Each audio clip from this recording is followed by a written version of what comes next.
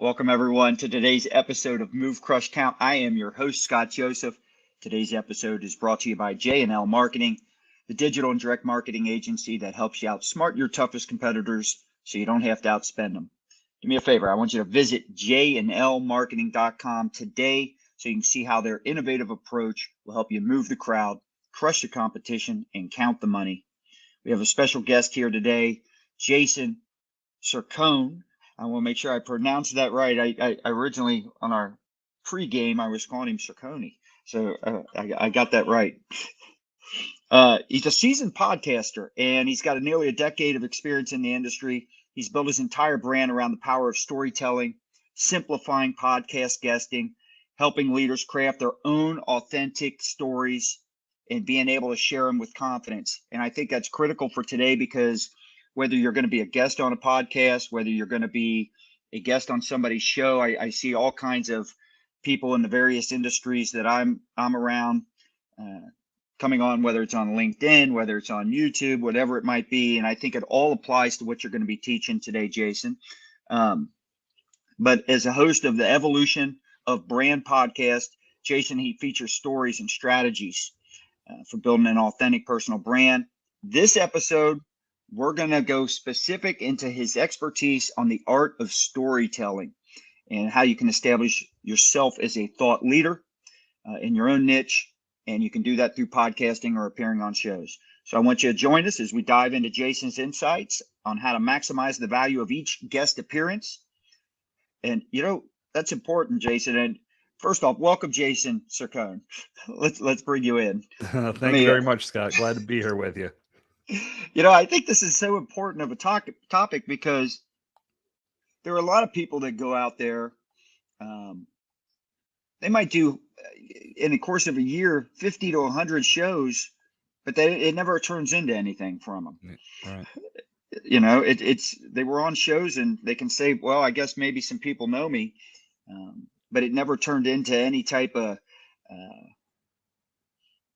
I don't want to say monetize because that's not the whole goal, but maybe it didn't help them. And so what you're here to do is tell us how you can take those opportunities when you're on shows and turn it into something that can actually help whoever's on the show. Yep. It's all about maximizing that opportunity. So if it's not, monetization, of course, a big part of it, but it doesn't necessarily need to come from the interview. There can be a lot of elements in play that can lead to potential opportunities that lead to monetization down the road. You just have to understand how to approach things with value and with a strategy, and that's going to get you on the right path. Well, if it's all right with you, let's dive in and get to some of those strategies. All right, tell us a little bit about yourself in terms of your background. How did you get into podcasting?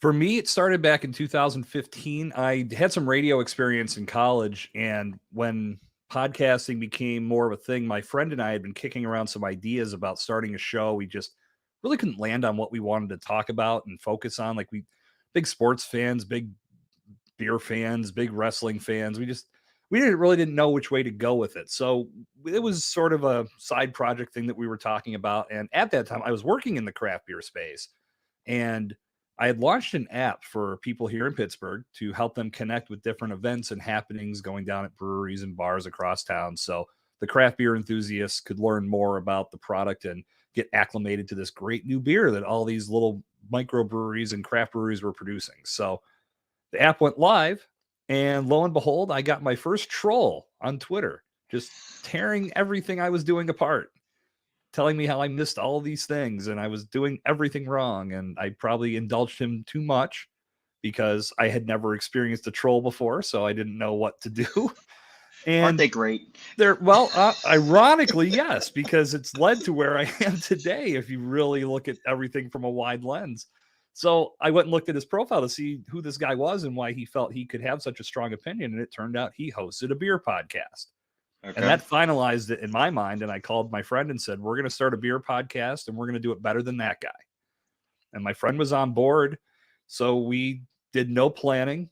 We got some microphones, a cheap mixing board. I talked to one of the bars that I was partners with, asked if we could record there. They said, sure, that'd be great. And it turned out to be trivia night. So it was loud as hell. It was about as much of a train wreck as you could possibly imagine. And I was completely naive in saying that we were going to do it better than that guy because he was experienced and knew what he was doing, and we Yeah. did. But in that story was this rekindling of the passion I had for when I had my radio show in college. I knew I wanted to get better at podcasting. I really wanted to put emphasis on my skill set. And we ran that show as far as we did, or as far as we could.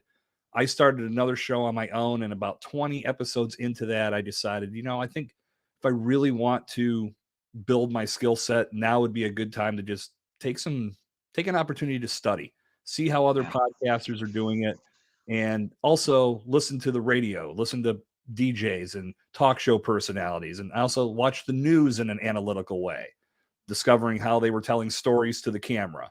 And I took about a year and a half to do that. And that wasn't the set time. That's just how long it ended up being. And when I dove back into having my own shows, everything fell into place. I was much more comfortable. I had a much better idea on how to tell good stories and have good conversations with people. And it just led to better podcast content. And that led to one of my colleagues reaching out and asking about, he said he wanted to start a podcast, but he wanted to know what he was in for. So me being me and not sugarcoating anything, I gave him the list. This is what you need to do to have a consistent podcast each and every week. And it scared him to death. And there's this little 5-second pause on the phone after I explained everything.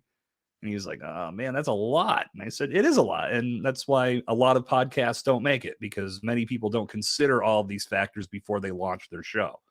So how about I help you out and we'll partner up and I can handle some of this work for you. So it's not all on your plate and you can focus on becoming a good podcaster and I'll coach you along the way. He loved the idea and we were off to the races. And immediately it dawned on me there were probably other people that could use that type of assistance. So I started doing some research and reaching out to people and made some connections, helped a few other people launch shows. And in that time frame, also started putting my emphasis on guesting and the important role that podcast guests play to the creation of a podcast.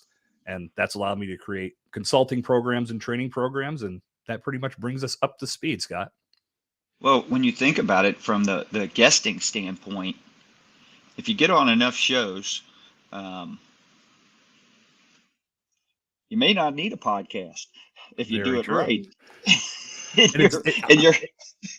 Well, you're absolutely right. And it's not even about being on enough shows. It's being on high quality shows. Right. I tell anybody that's never done anything in podcasting, the first conversation I typically have is talking them out of starting a podcast in the very beginning. Yeah. Instead of going through all of the labor intensive work that's required to start a podcast, why don't you start making connections with established shows and bring your expertise to those shows as a guest? It's going to allow you to discover your voice and get confident on the microphone, tell your story in a way that can impact your brand and bring more people into your circle. At the same time, you're building yourself a network. So if you ever do decide to launch a podcast, you now have all these shows that you were a guest on. You can reach out to those hosts and producers and say, hey, I'm starting my own podcast. I'd love to have you as a guest. I had a great time on your show and would love to reciprocate. So let's continue the conversation. So you have people immediately that you can bring onto your show should you decide to launch it. If you're starting from scratch, you really have to do some serious research on who you want to feature. And on top of that, all the production work that goes into hosting a show as well. So starting with guesting can be incredibly advantageous. What do you think the biggest mistake in terms of guesting? What do you think the biggest, whether it's, I don't want to say misconception, what do you think the biggest mistake is that guests typically make? Well, I think if they get past the pitch or presentation, which is something that we'll more than likely cover today, because that's an incredibly important part. If they get past that and they do land that guest appearance, oftentimes they're treating it as more of a performance than a simple conversation. And if you go into it with the wrong mentality, it can really take you off your game. So if you show up to this podcast thinking that you have to go into sales mode, you have to be on, you have to be this grand performer that is putting on a show for the audience that will hear it when it goes live, then you're probably not going to be thinking about the value that you need to present that's going to make people resonate with your story and ultimately want to follow your call to action and come into your world to get more value from you. So showing up with that type of mentality can crush things right out of the gate. And I've seen it many times, only a few times on my show, fortunately, but I have talked to other podcasters that have said I could not get this person out of sales mode. They were just constantly trying to point people towards their website or their product or their book.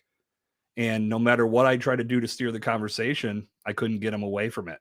So that when you do that, if that episode does go live, you run the risk of people tuning in and going, well, this is an infomercial. I don't want to listen to that. And they turn it off. Correct. And they may never come back to that podcast. But because podcasters are pretty savvy and they understand what their audience members are looking for, they may never even air that podcast. So you just wasted everybody's time. Correct. I mean, I guarantee that anybody that's looking to bring on insightful, quality guests to their podcast, they're not doing it because of your sales acumen. They're doing it because they see something in your knowledge, in your expertise, and they know that their audience will be able to sink their teeth into it and really get something from that episode. But if you don't deliver on that, you're going to make some people angry, and it could label you as the type of person that won't be able to get guest opportunities, because podcasters talk. So having value in mind right from the start is really where you need to be rooted. I've heard you talk before about high-level networking as it relates to podcasting. Talk to us a little bit about that. Without question, podcasting is the greatest digital networking platform. And the reason I feel so strongly about that is because this platform levels the playing field. When you are where you are in your journey, you may be 100 yards ahead of the person that's on your podcast, or vice versa. But when you come together to create this content, as long as you're both thinking about the audience and the value that you need to bring to the table, you can work cohesively to create good content. When you do that, you're on the same playing field. You're on the same level. No one is above the other. All you're doing is having a great conversation. If you've done your research, you're appearing on a show that aligns with your expertise. So this conversation, regardless of how far the host may be ahead of you or how far you may be ahead of the host in regards to results, you can come together and really make some magic happen. So that will impact the audience when that goes live. But you're now in front of somebody who could potentially be a business partner. Maybe they have somebody in their circle that needs your service. They've been looking for this type of thing, and now they can make a connection for you.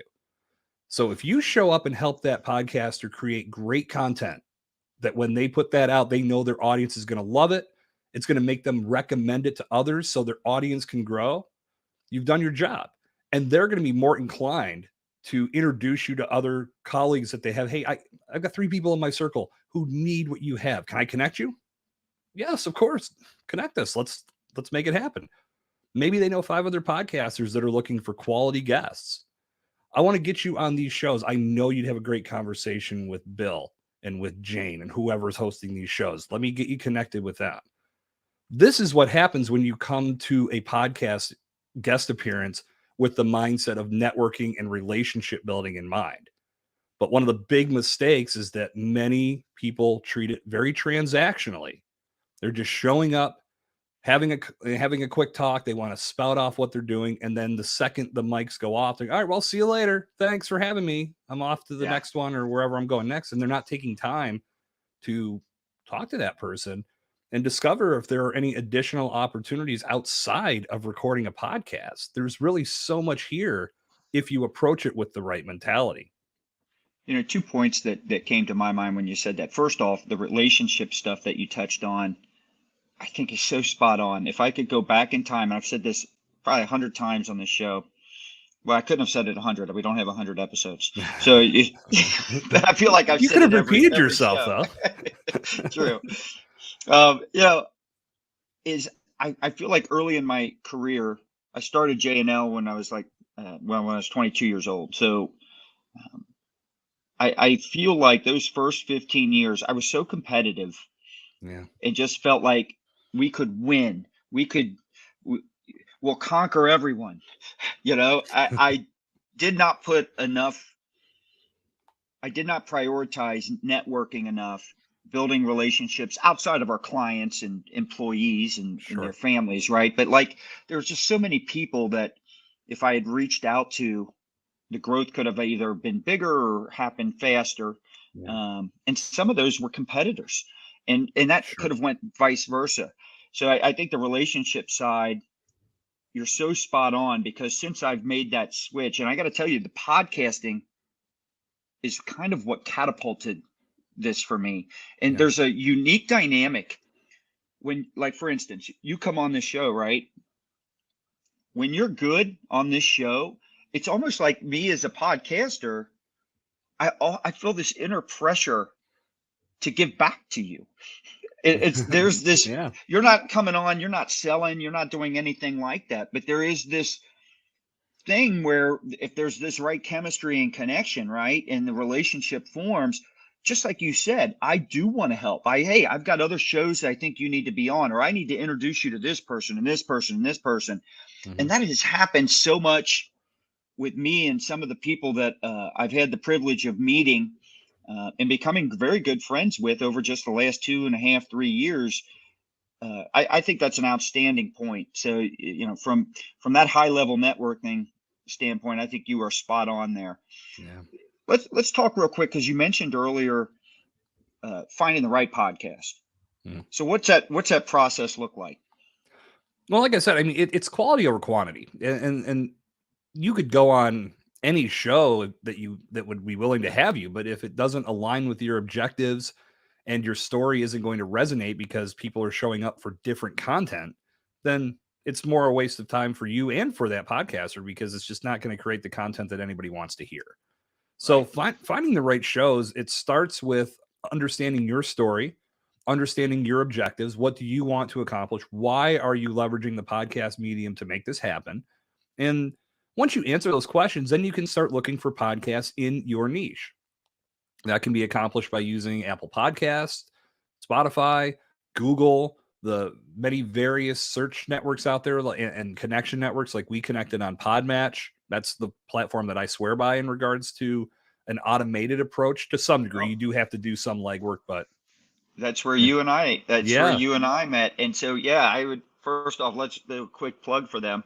Um, yes, I got to tell you, getting guests on the show, I'd have people reach out, right? But to do one every week, and then obviously you want to record more than every week because you want them in the queue, and hmm and so that was a lot of work and a lot of effort and a lot of back and forth with people that eventually became as what Podmatch does in terms of whether you're a show or wanting to be a guest and creating that one sheet for your show, or for as you as an individual for to be a guest. The headshots are on there, the bio's on there, what you're comfortable talking about, what value you can bring to the everything a podcaster needs to know about you as a guest is on there. And it's if you do so your easy. profile the right way. Correct. Yes. Yeah, yeah, Just like anything else, right? Shit in, right. shit out. So, but man, I just feel like that has been a game changer for Sure, me. It me has too. eliminated, for me, it's eliminated. I don't do my own production, so I never had that end of it. But for me, it's for the work I was doing, that eliminated half of it. Absolutely. No, I mean, it changed the game for me too. I remember when I was starting my podcast, Evolution of Brand, I had made a list of who I wanted to feature, and that was people that I had made connections with through past podcasting initiatives, people I had built a relationship with through clients' podcasts, who I told them what I was doing, and when I was ready to launch, I'd love to talk with them. So I had built a pretty good list, but I also, when I looked at it, I'm like, man, this is only going to last me maybe 4-ish months, especially because I wanted to do 2 episodes a week. Oh So my. I was thinking I gotta find more people. And then I remembered I had connected with Alex, who founded Yep. Podmatch. And like, Yeah. all right, that's right. He did tell me about this program. Let me go check it out and see how it works. And I jumped in and immediately saw the benefits. And then once I started rolling, whoa, I mean, it was almost like a flood of new people that I was connecting with, whether it was guest appearances for myself or people that wanted to be on my show. It was a great back and forth. And I had it to does. I had to temporarily hide the Move Crush Count show, Yeah, because well, my biggest issue then became keeping up with the requests, and there were so many people that were qualified that I yep. wanted to be on the show. I was Yep. like, I don't want to start booking these people out so far that their show won't appear till next year. So I was like, I've got to pause this. Well, let's talk about good problems to have, because this is something that Podmatch has brought into my life. I took February and March off from recording new content, unless it was people that I had collaborated with and they had me on their show. And that got me thinking, because I looked at it like I had all this content that I had recorded that I had not put out yet. And I'm like, man, I've got to take some time off just to let this deplete, because I didn't want people to be waiting months and months for their episodes to go live. Yep. And now that I've gotten caught back up, between collaborations and then people that I already have scheduled, I'm going right back into that same rut. And I mean, and it's a good rut. So what I'm going to do now, the only way that I can make this work for everybody is if I can only do collaborations now. And I put a note on my profile. If you have a podcast that you feel that I'd be a good fit on, let's talk about how we can collaborate. That's the only way I can open up a spot. And it's just because if I were to record with you in April, I can't get you out until like October or November, and that's not fair. Yeah. So again, these are good problems to have. You have to manage it appropriately.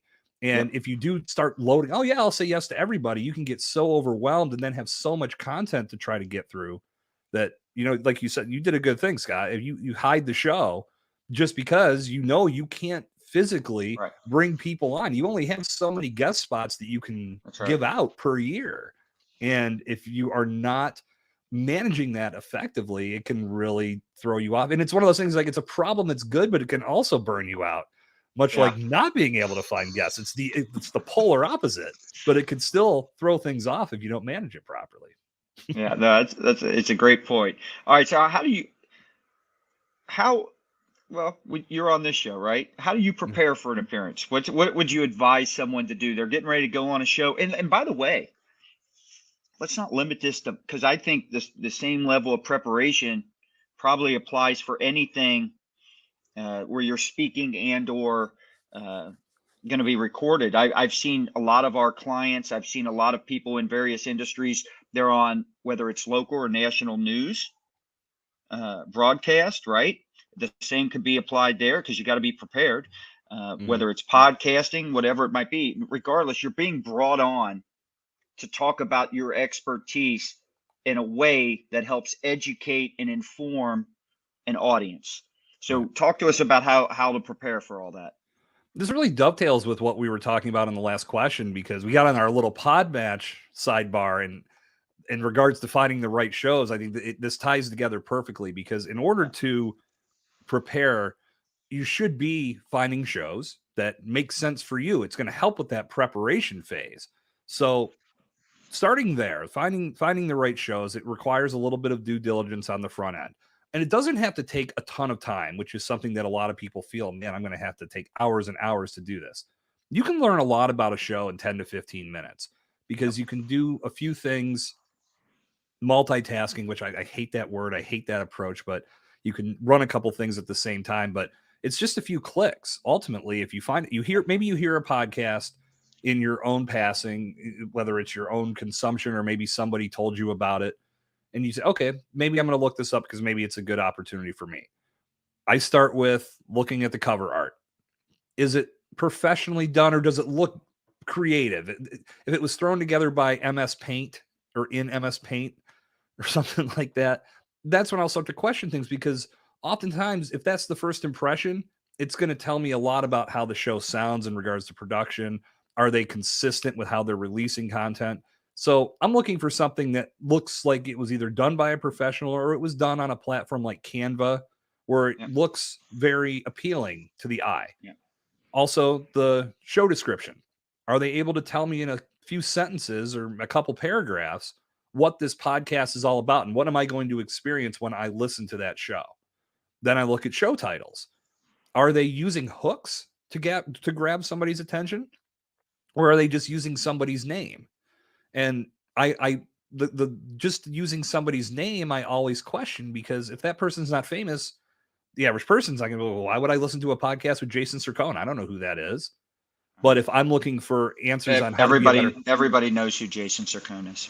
well, maybe I'm going to say in another month, now. yes. But as we sit and speak, there's still a few people that haven't Yeah. heard about me yet.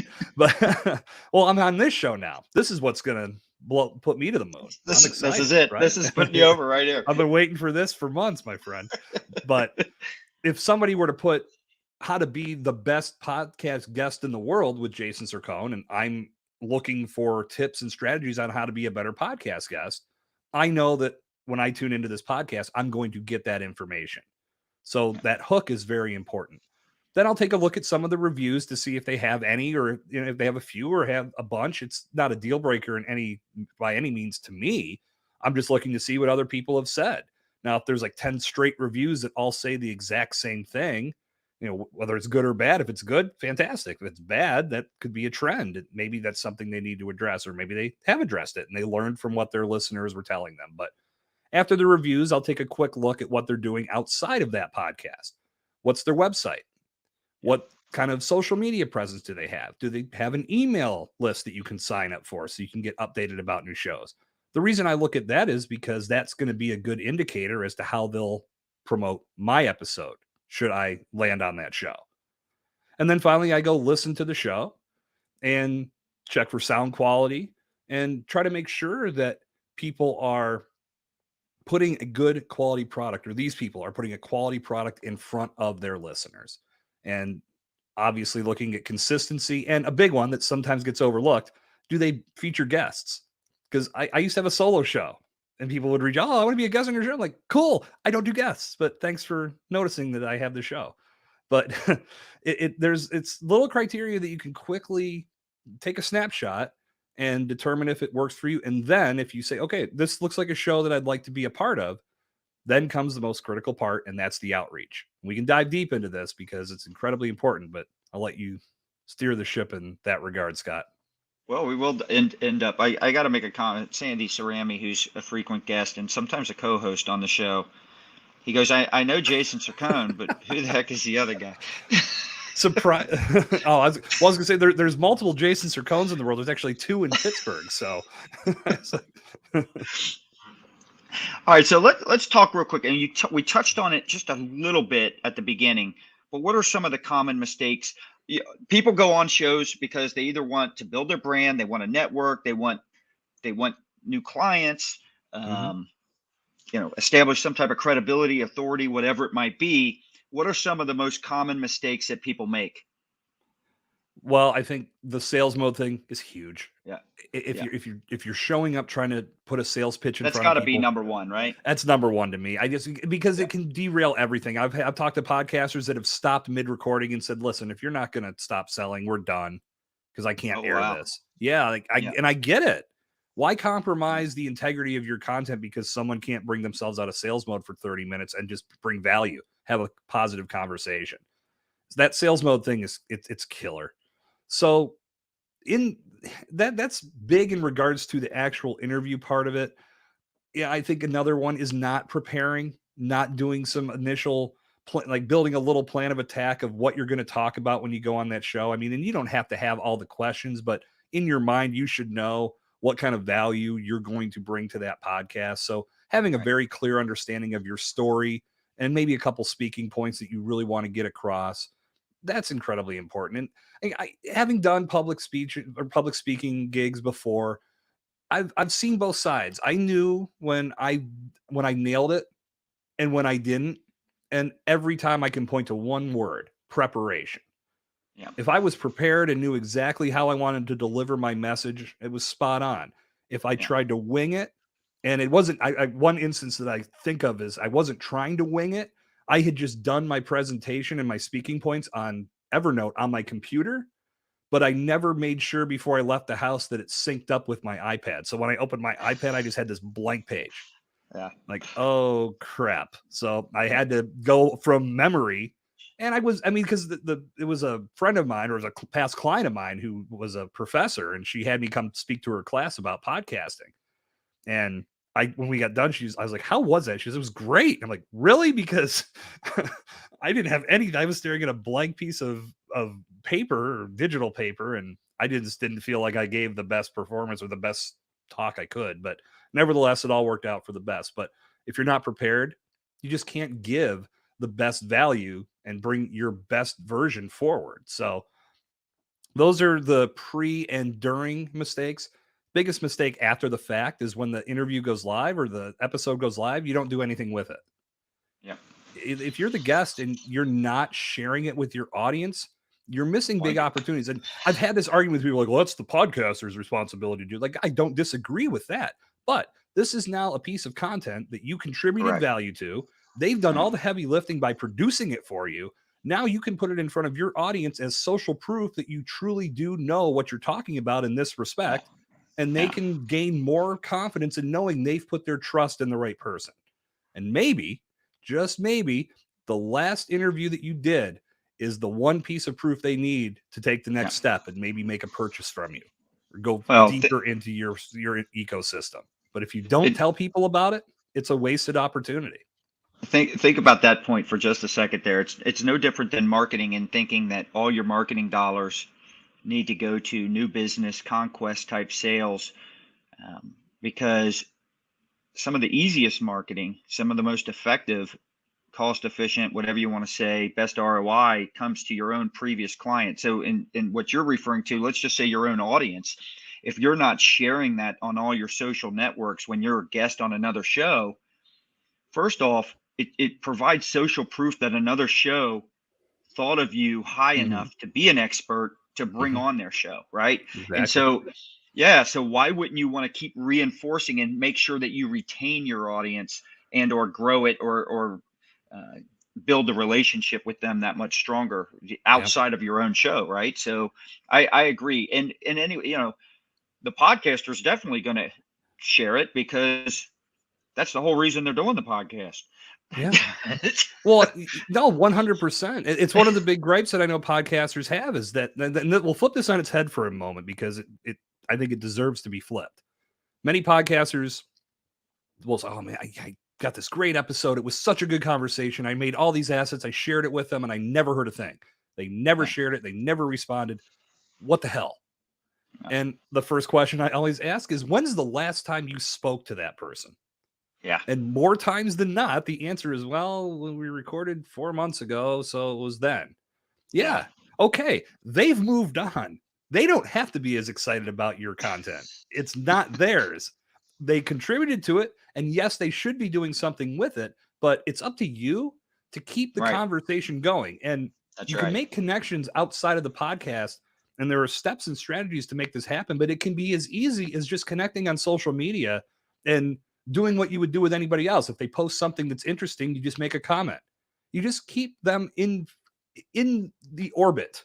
If there's no contact at all for several months, you can't blame them for not being as excited as you when that content goes live. So you got to think of it both ways. And that goes right back to the relationship building that I was talking about before. If you neglect that, it's going to cost you in a lot of different ways. And you know what? It's funny. You go back to the relationship stuff. If I look back over the last 2.5 years, we think about, all right, I'm going to be a guest on a show or make an appearance somewhere and speak on a stage, whatever it is. And I'm going to grow business. People are going to hear me. They're going to want what I have, this and that. But what's funny is I've actually become a client of a lot of my guests. So like I just had a guy on here, Swire Ho. So, he does a lot of swag material. Yeah. All right. So I'm going to be reaching out to him within the next week and a half and setting up printing I'm starting a new company. So I'm going to need all the merchandise, the merch and stuff like that. So I'll be reaching out to him.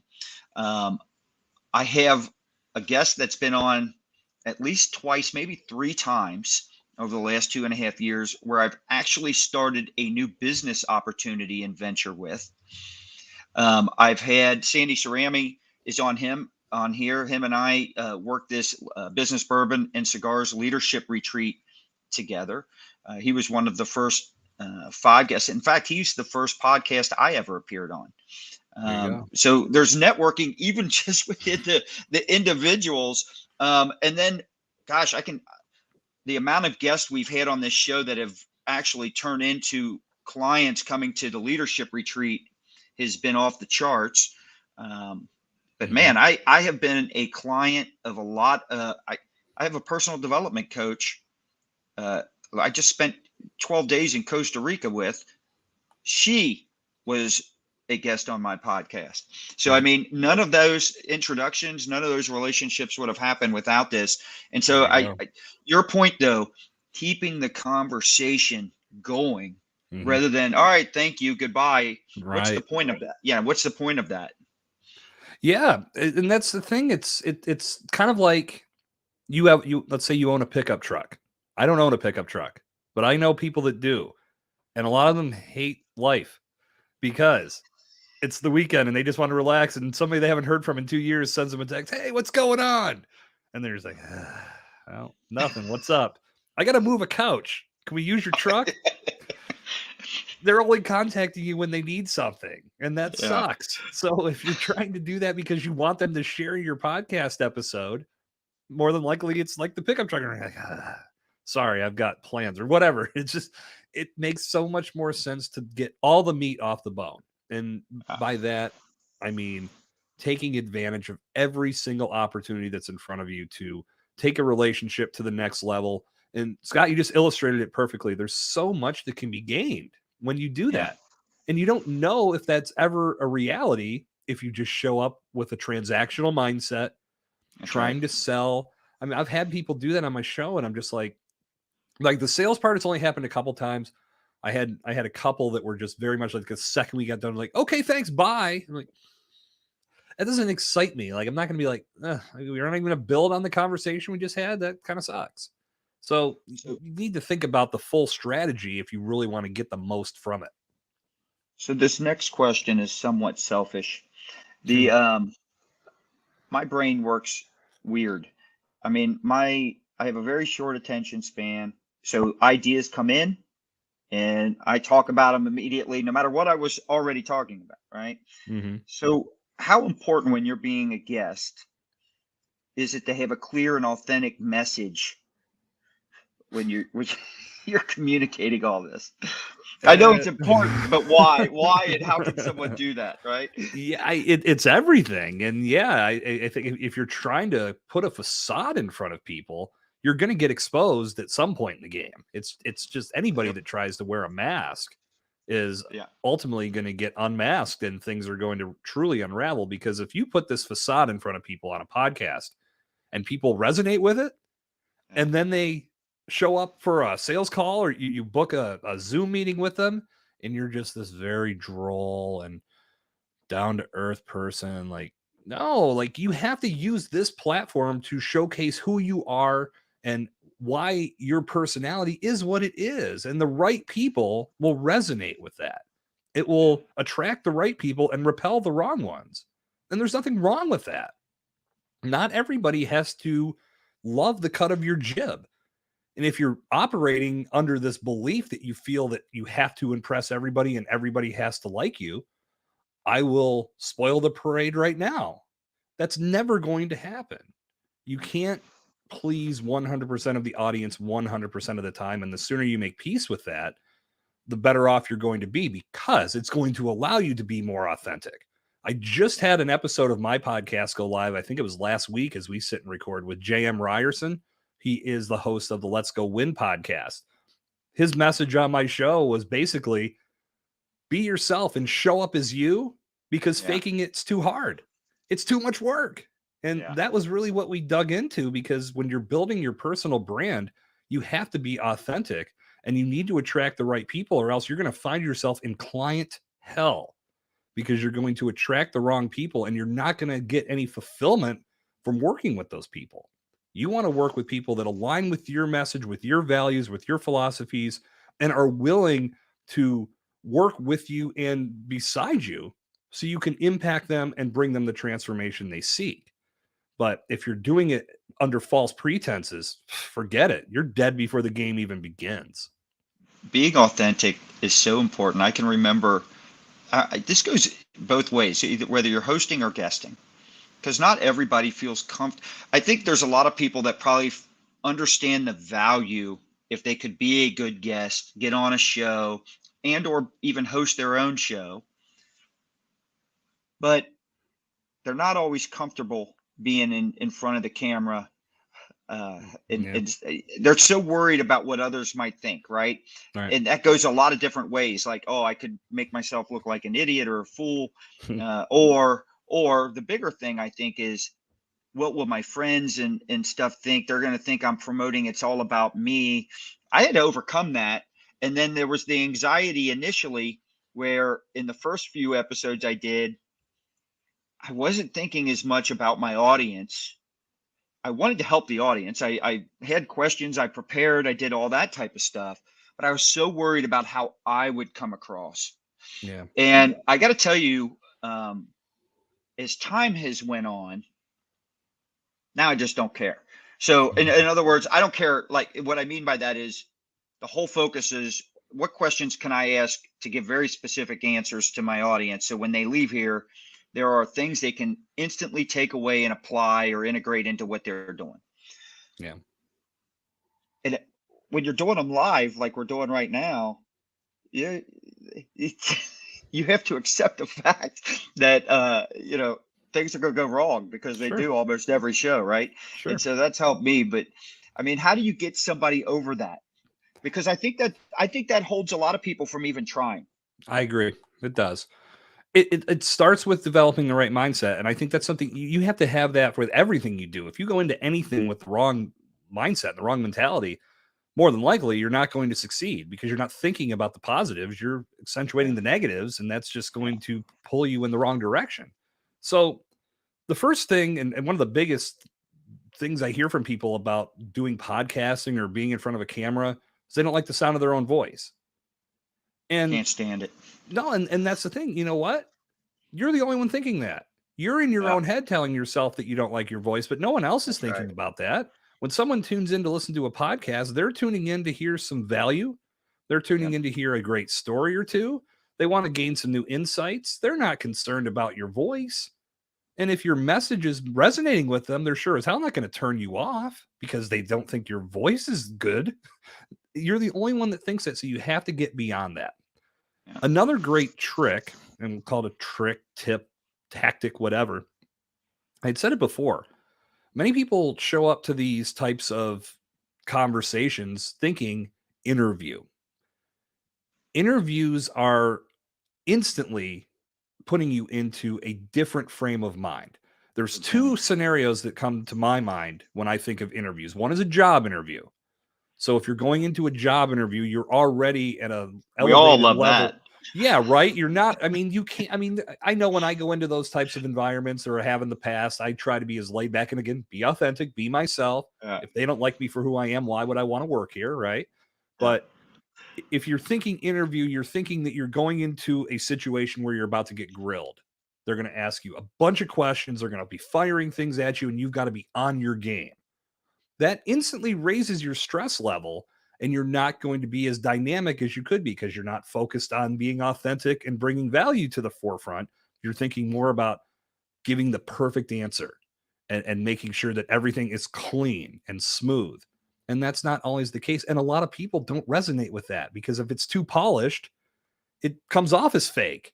So it's more about that authenticity. So not coming into this thinking of in the second scenario, I think of as an interrogation, which is a little bit more extreme. But if you're going in to be interrogated and you've got the bright light shining on your face, and they're asking you where you were at 12:30 on March 13th, you're oh my God, I don't know, I was here, like you're again not in the right mental frame of mind. So coming at this thinking that it's nothing more than a conversation between one other like-minded professional immediately puts you in a better frame of mind and allows you to bring more comfort to the production. So you have to start thinking on that level. And in reality, in the moment, as we record this content, and I know we're live, so there's people watching us live, so there is a slight difference, but this is you and me, Scott. You and I are just having a conversation that the world gets to hear as well and benefit from. You and I are taking that first step towards building and sparking a relationship, and who knows where that could go. But ultimately, I came at this knowing that I was going to get to have a conversation with somebody that's very like-minded. We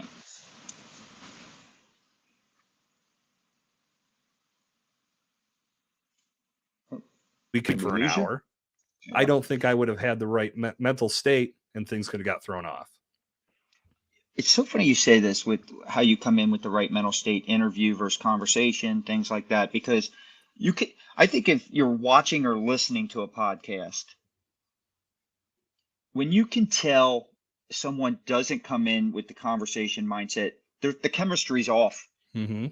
It's so interviewee, it's so formal feeling, it even feels, it just doesn't feel comfortable. There's something that doesn't jive, there's not the right vibe or energy to it. Does that make sense? It does. Whereas, it goes both ways too.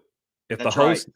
because that's one of the worst things, and you think about you hear this on podcasts a lot. Someone makes a great point, and instead of piggybacking on that with their own thoughts, they just go, "That's great," or my least favorite, "I love that," and they go right into the next question with giving it no attention. And I'm, like, to me, I'm like, there's perfect opportunities for follow-up questions and to let an organic conversation unfold. But if you're so concerned with getting through all of the questions, you're again missing opportunities to really create something that's compelling that people will want to grab hold of and ultimately tell others to listen to as well. I love that. How important is Man, did I tee that up for you and you freaking hit it 300 yards down the fairway? Good job. So let me ask you. Well played. All right, so but I mean, when you forget the mics here, right, and you're just, all right, here's what we want to accomplish, and you just go into it, and you got to be prepared, right? But outside of that, when you get away from that and you just turn it into actually listening to what someone's saying, right? And then, I mean, some of the best, if you're hosting at least, some of the best questions come with the follow-up question that you don't prepare for, right? Because you're truly having a conversation and listening. Exactly. So, yeah. And to spin that to the guest side, I see we were talking about Podmatch profiles before, and I think this is something that can be included on one sheets. It can be included in media kits and on online profiles. When you have that opportunity to provide questions, don't waste that real estate. Use it to provide conversation starting questions. Like, I've seen a couple people that have literally put, "Tell me about yourself," as a question that they get excited to answer. Yeah. That's boilerplate, friends. Like, that's going to get asked no matter what. Use it to really put, and again, I don't think as a podcast host, when I see that from somebody, I'm not going to use every question, but it does give me a very deep look at what they can talk about passionately. So I can either reword that question or I can pull a few of them verbatim and have them in front of me. But my ultimate goal when I start my podcast off is I just want to have a good conversation today. If it all flows organically and I don't ask a single question that I have in front of me, that's probably the best thing that could happen, because it's more engaging to have that real conversation versus just a list of bullet points that get read off, and it sometimes comes off as scripted. Yeah. So you obviously provide consultation for people guesting, starting their own shows, things like that. We've got your if people are watching live right now, we've got Jason's website at the bottom, and we're also going to go to a more specific one. It's a little bit longer. I'll put it up right now. I want to make sure we got that right. So the podcast guesting, so jasoncercone.com/podcast guesting simplified / and we'll get that link in the show notes as well, so that way everybody sees that and can link easily. But my question to you is this: whether it's you yourself or a client, give us an example of someone that you have advised, where they've went on a show and they've been successful, whether it's acquiring clients, because you're teaching don't sell, right? So they're not going on there selling. So they're networking the right way. They're demonstrating, they're building their brand, all the things that you teach and all the things that we've talked about. Give us some examples of give me a success story. I had a client that went on a podcast and did it for the right reasons. And what she was presenting was exactly what the host needed. And now I had a past relationship with the host, and I knew that when the two connected, they could have a great conversation. Ultimately, in my mind, I knew there was potential that some business could be done. I did not realize it would happen immediately after the record button got turned. They hit stop, and they're like, She's like, yeah, I can't believe I'm not doing this. What do I need to do to get started? That's the value of doing this the right way. Yeah. She showed up with a valuable message, and it, in essence, that value sold the host that she needed to be a part of this as well. That, to me, when I heard that, I'm like, that's phenomenal. I mean, you can't ask for much more than that.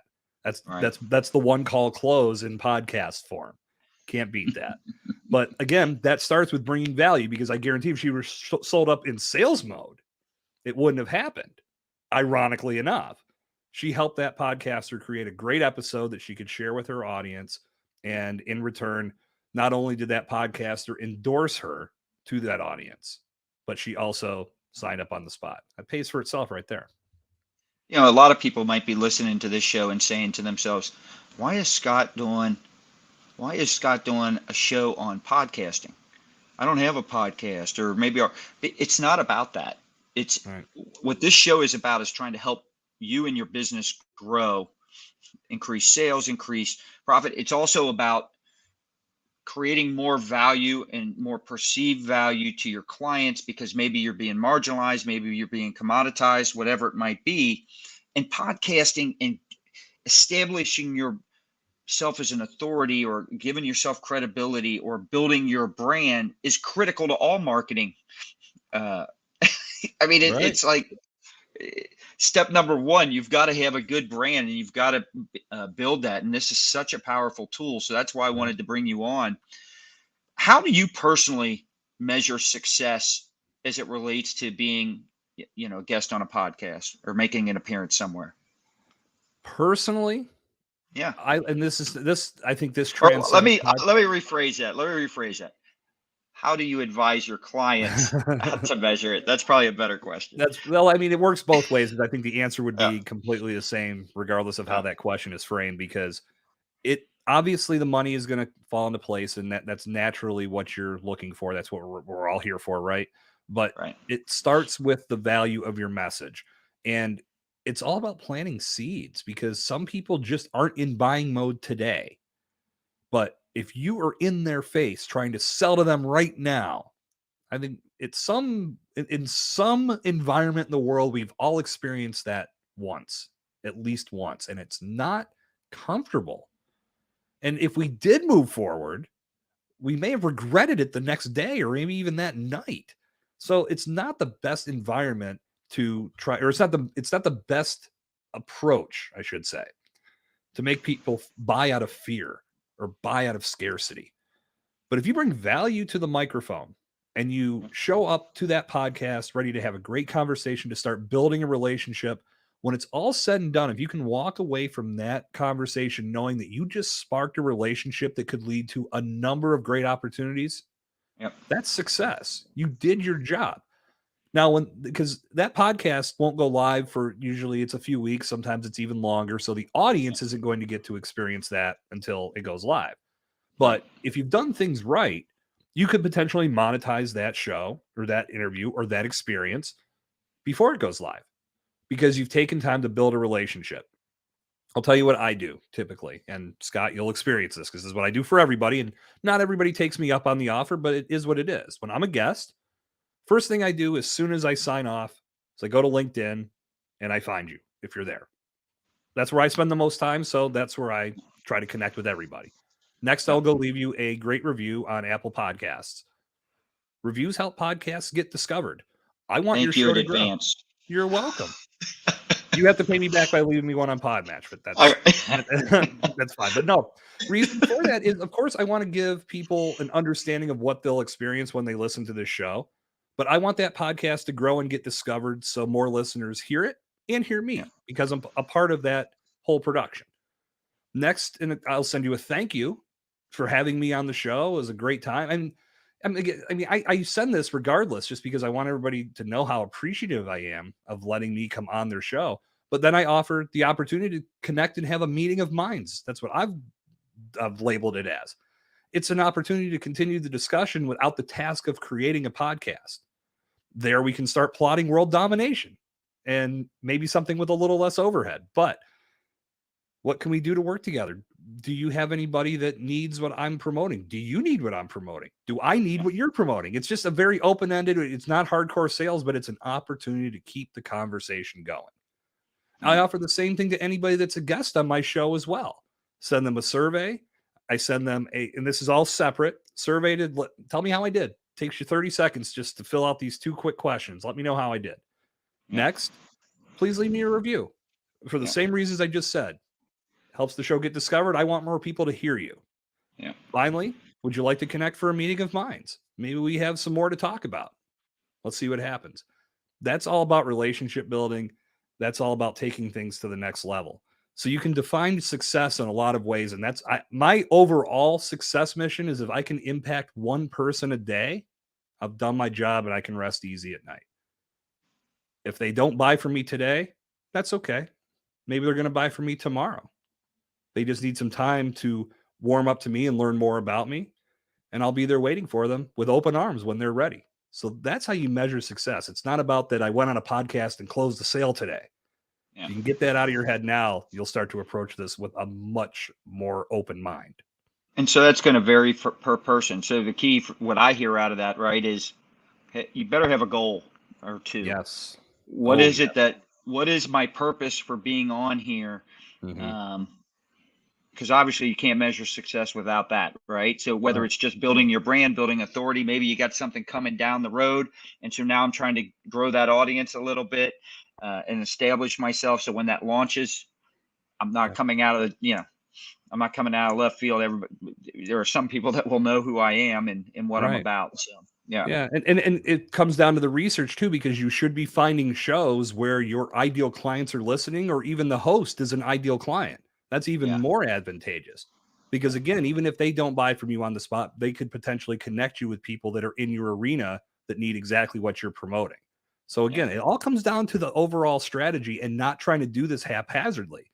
Like I said, you could go on any podcast in the world, but if you're in marketing and you go on a fly fishing podcast, don't expect a lot of results. So you, again, approach it the right way and good things will happen. How important is it to be consistent in being a guest? Incredibly. I mean, why is that? You can't do podcasting in any respect without consistency. On the host side, if you're doing a show this week and then maybe next week, and then maybe you'll do 2 the next week, and then nobody hears from you for a month, no one can figure it out. Right. So they don't get invested in your content. More than likely, they just listen to one episode, and then when you're not there the next week, they're gone. So lack of consistency will kill you there. As a guest, you have to do this more than once. I recommend to anybody to do 1 per week. I think everybody can manage to do half an hour to an hour once a week.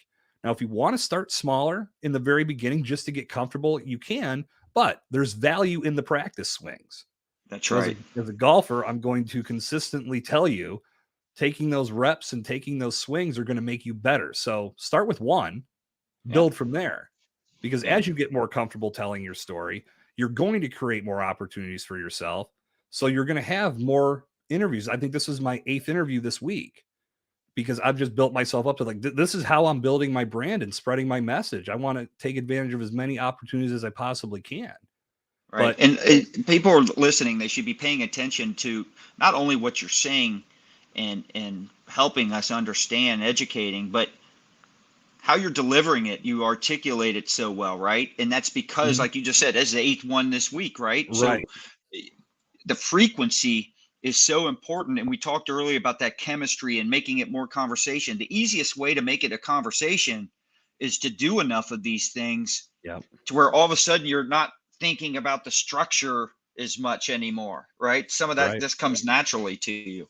Absolutely. I mean, it works the same on both sides of the microphone. If I go back to episode 1 of my podcast, and you could, any podcast that you enjoy listening to, Move, Crush, Count, go back and listen to episode 1 and then come and listen to the most recent episode. I guarantee there's been a change in how Scott has conversations and delivers his message. That works for all podcasters. It works for guests the same way. I could go back to my first guest appearance and I know full well that how I'm speaking today is much more confidently, much more clearly, just because I've gotten more comfortable with the practice swings that I've put in. 100%. All right. So how would you advise people to stay top of mind out there, and they're wanting to be guests. Maybe they're not on as many shows as they want, but they want to be up there, right? And they want to stay in front. What would you advise someone Well, I think to it go would about start that? with your outreach and Yeah. making sure. And this is something we really haven't broke this down. I'm going to give the Cliff's Notes version, and I will break the news. I'm launching a mini course on this that will be out in April. That's covering the aspect of a good presentation, because so many of them are not good. And sometimes I don't even know if it's intentional. I just don't think people are grasping the fundamentals of what makes you stand out. And because podcasters only have a certain amount of guest spots that they can give away, they're overlooking the ones that don't stand out and bringing people in that do. So, Do you know the stats? I don't know the stats, but I saw some stats the other day that I thought, wow. And it touches right on this. There's only so many spots available within the year, right? I forget the amount of people looking to be a guest on a podcast versus the actual number of shows. And then when you drill it down to the right audience of shows, there's not a lot of there's a lot of opportunity, but there's a lot more demand to be a guest than there is actual shows that can host you and squeeze you in. So what you're talking about here, and the importance of having that message and why you would be a valuable guest, is critical. 100%. I don't know the exact numbers, but you're absolutely right. I mean, the typical podcast is one episode per week. So that's 52 guest spots per year. And maybe they're doing a couple solos in there, so that number shrinks a little bit. So in order to be one of those coveted spots, or get one of those coveted spots, your presentation has to stand out. And the way that you stand out, I mean, there's a number of ways that you can structure it, but you can't make it about yourself. You have to make it about them. You have to let them know why you find value in their show. Podcasters cannot build a show format based on a list of accomplishments that you've had over the course of your career. And that's what most pitches and presentations contain. I'm a 7-figure earner. I've written this many books. I've been on this many podcasts before. I literally got into a back and forth through email with a PR agent because all he did was basically the way it read like an obituary. Like this of just like gotten to this point. And then at the end had no mention of my show, no reason why this person would bring value to my show, and didn't give me anything that I could work with. So I came back and I was trying, like, listen, I have a program that I could put you through that would really help you with this. But in regards to the client you've presented to me, there's nothing here that tells me how I can utilize their expertise and have a good conversation. Can you tell me a little bit about that? The literal response was, she's very sought after. You don't want her? I just replied, no. I was like, I literally, and I put in there, I was like, I cannot build a format based off a list of accomplishments. And then he just told me to forget it. And I said, I already have. And we moved on. And that's fine. Except it's not, because there are too many people that think that way. And if they really want their clients to stand out, this is why I'm trying to work with PR agencies in this same respect. I want them to understand the value behind the proper presentation, because it can get so many new opportunities for your clients and for yourself. That's the best way that you can be front of mind, is presenting in a way that brings value from the very first correspondence, and it makes a podcaster go, holy crap, I got to have this person on my show. I love what they're bringing to the table. I got to tell you, I don't want to turn this into a pod match pitch, but gosh, all this stuff you're talking about is so easy on there. And it was what I struggled with. And I do remember, it was maybe, I was laughing when you were talking about this, because I remember going in and thought, oh, I'd be a good guest on this show. And so, I reached out and this and that and brought up an episode or two. And because you can do the research. Mm-hmm. Horrible. This is going to make me sound horrible. But I remember them replying, because they want to make sure it's a good, I vetted you. I went to all your social channels. I'm like, all right, how does he talk? Does he articulate well? What does he talk about? Will it bring value to my audience? All right, good. Mm-hmm. So, I'm doing the same, and I'm reached out to a few shows, and one person goes back, which episode did you like the best? And I was like, son of a bitch. Now I got to go watch the damn episode. Well, and listen, we've talked about authenticity. That's right. That is a trap you can get caught in if your message is generic and Correct. inauthentic. And That's it's correct. and I And that's in why my I brought it course. up. No, and listen, I think we've all done it. I mean, Oh we're all yeah. guilty. We've all done that to some degree.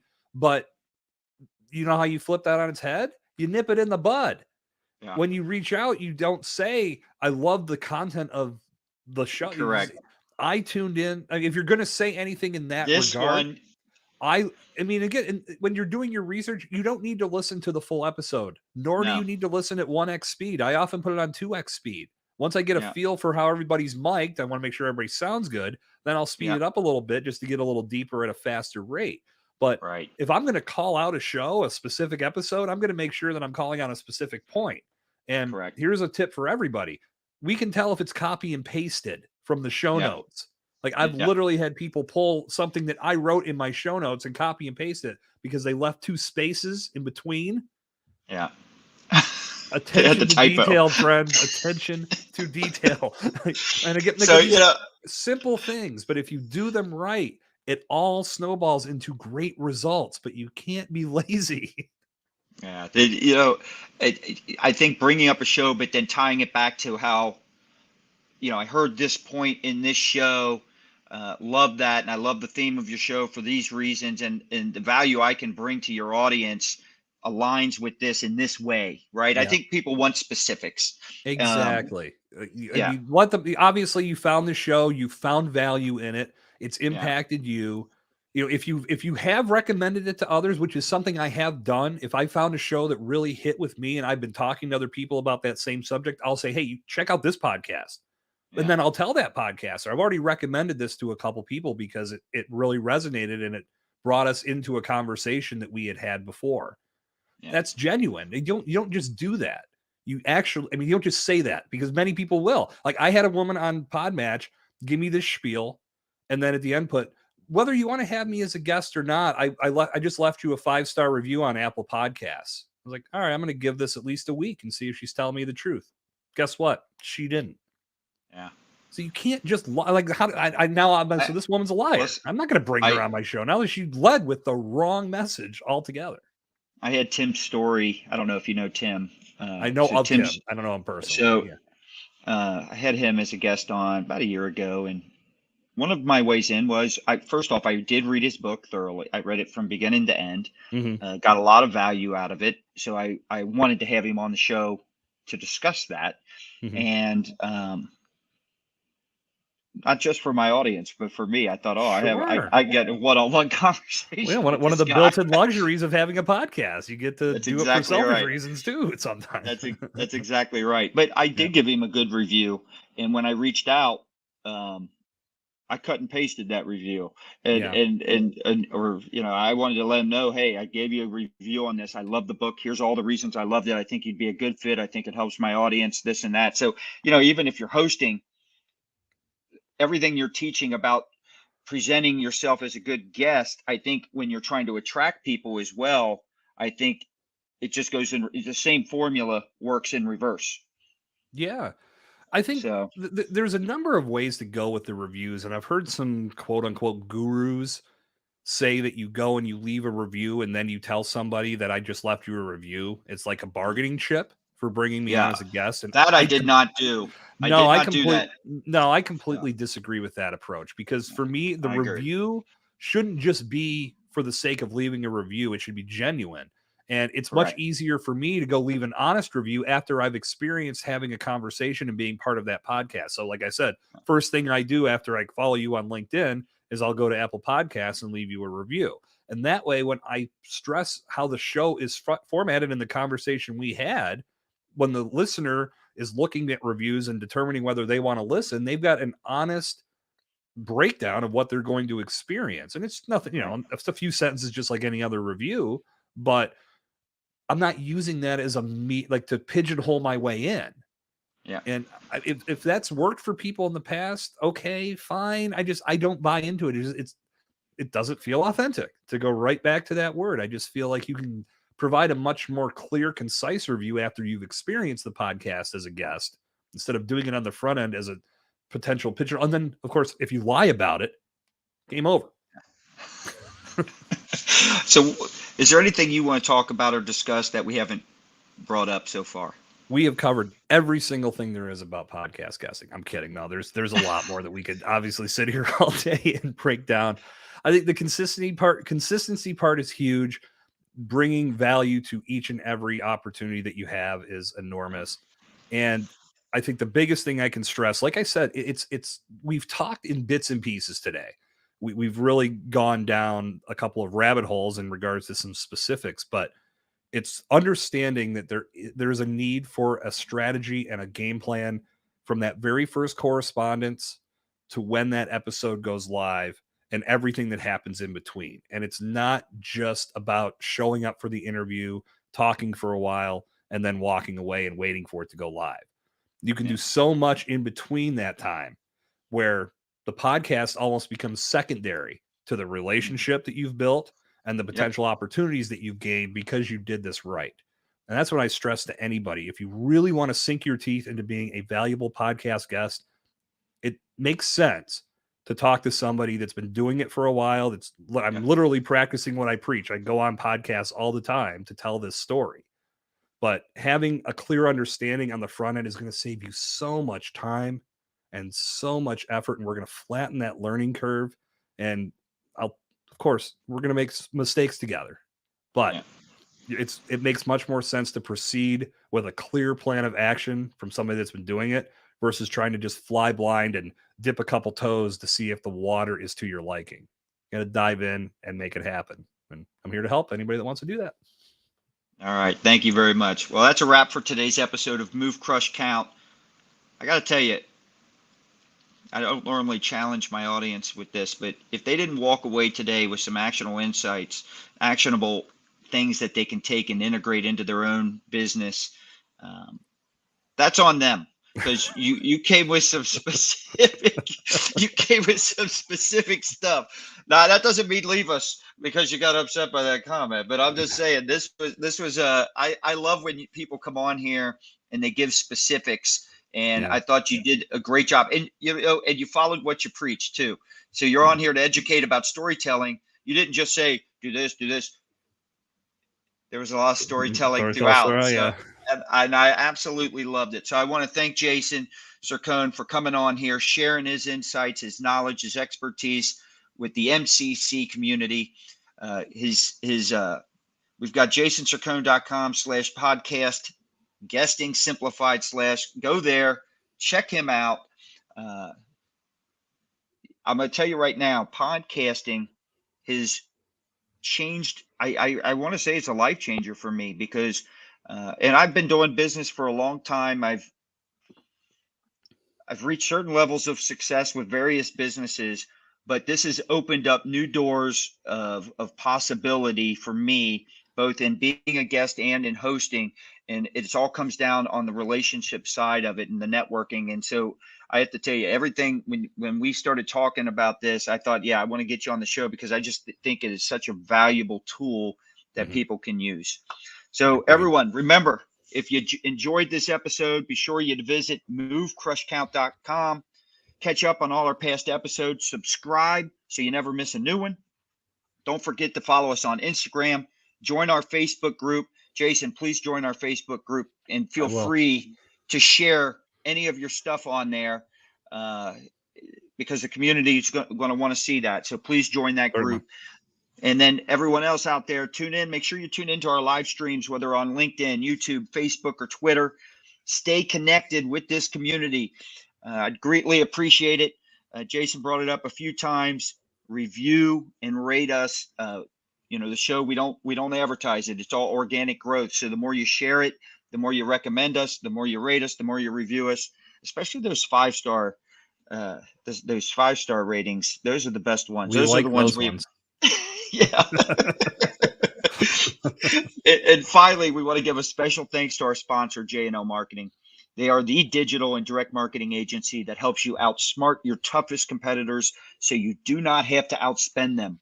Make sure you visit jnlmarketing.com today so you can see their innovative approach and how they can help you move the crowd, crush the competition, and count the money. Thank you for tuning in, and we'll see you the next time on Move Crush Count.